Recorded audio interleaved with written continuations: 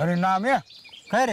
हे बघ, महाराष्ट्र शासन वृद्धांसाठी लय सुविधा देते म्हणून, पण हे खरं आहे का?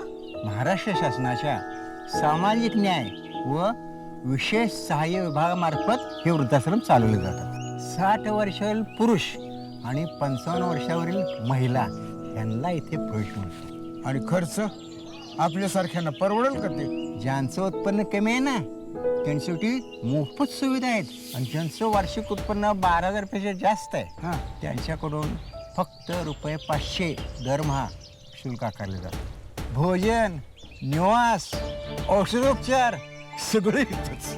म्हणजे म्हातारपणात कुणावर बी ओझं नको.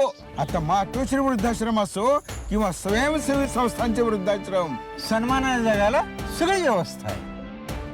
सामाजिक न्याय व विशेष सहाय्य विभाग, महाराष्ट्र शासन.